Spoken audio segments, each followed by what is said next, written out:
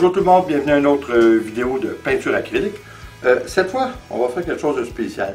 Vous avez bien lu, oui, on va faire de l'e-pouring, un coulage acrylique 3D.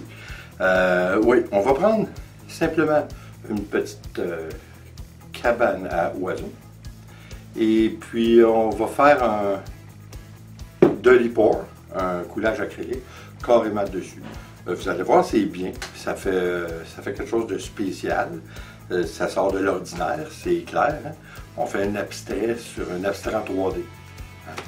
Et puis, au préalable, j'ai mis du gesso sur ma petite cabane à oiseaux. Ça nous donne un bon fond. Puis en plus, ça va permettre à notre acrylique de mieux adhérer. Alors, on s'en va voir immédiatement ce que ça donne.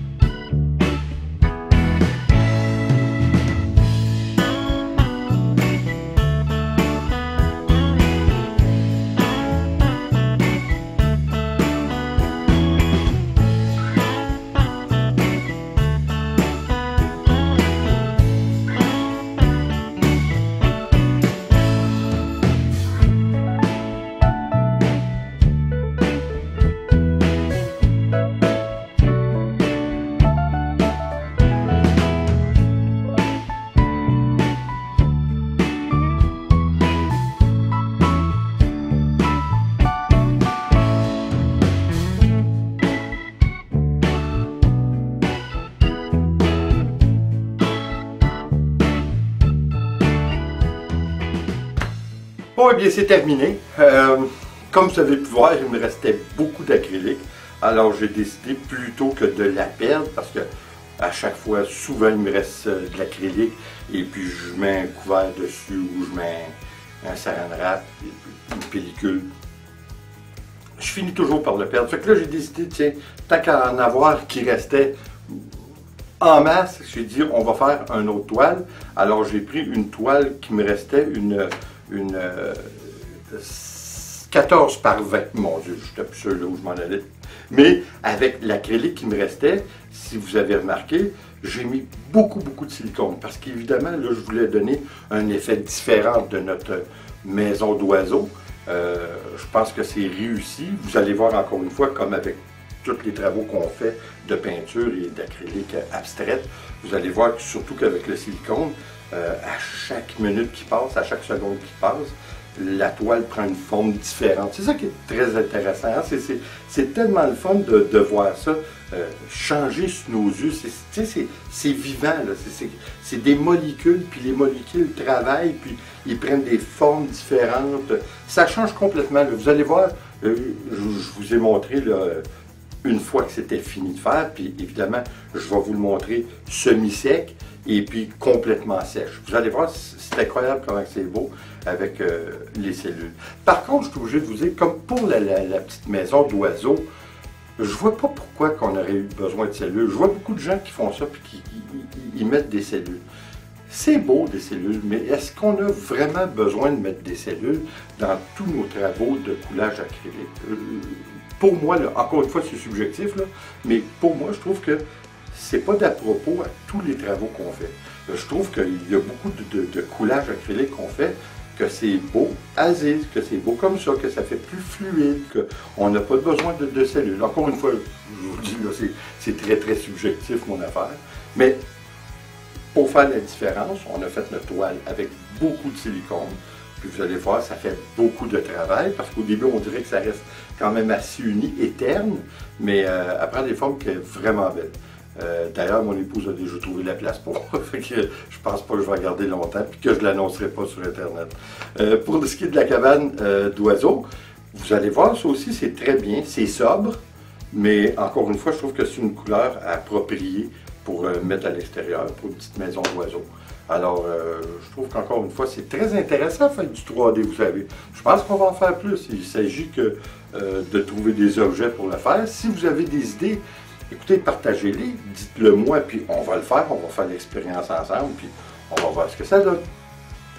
Alors, les amis, encore une fois là-dessus, je vous dis aux prochaines vidéos, et comme d'habitude, s'il vous plaît, abonnez-vous, partagez et laissez toujours un commentaire, ça fait plaisir.